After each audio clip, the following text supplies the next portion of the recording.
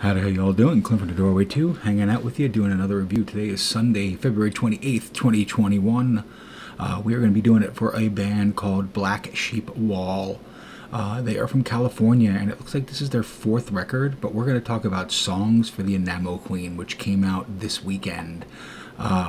It is crusty, post-metal, hardcore. It is just nasty and ugly and everything that I love. It adds a little bit of the NOLA sound. It adds that California crusty, hardcore, post-metal sound. It's just a wall of fucking aggression and technical craziness. It came out on a record label called Silent Pendulum, which I don't know much about at all, but they've been around for a long time, it looks like. And as I said, this came out, I think it came out Friday, which was the 26th. Yes, it did.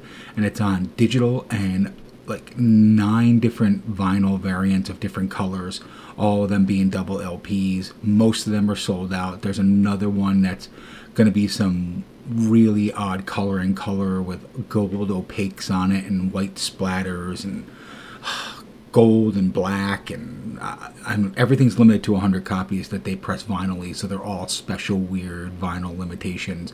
But it looks like they keep pressing more as the vinyl copies of the 100 limit themselves out. So they've done at least 5 or 6 different pressings already of this vinyl record, which is really cool. Let's check out the first track off the Songs of the Enamel Queen, and that is going to be the Human Shaped Hole.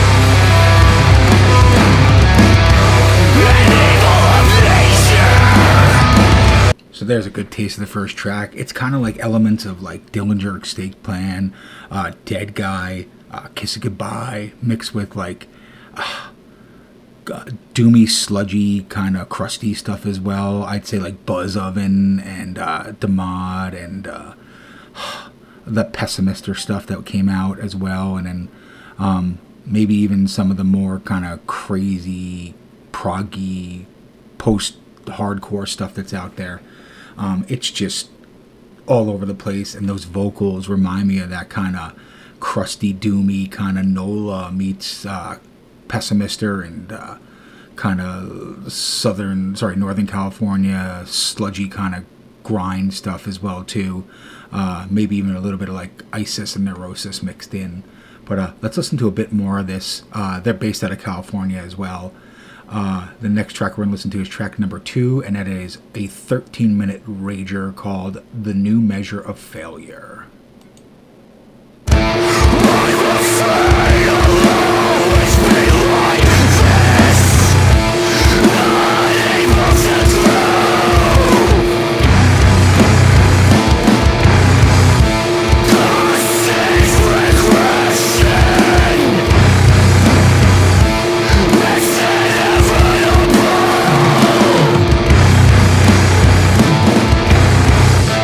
New world.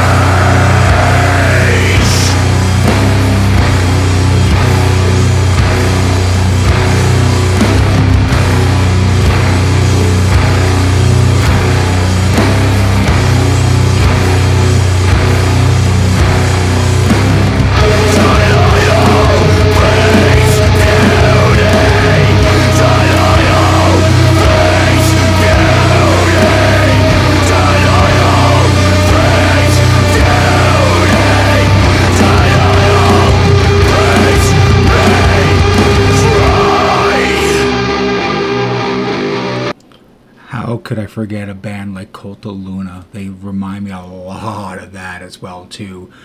Maybe Oathbreaker as well too.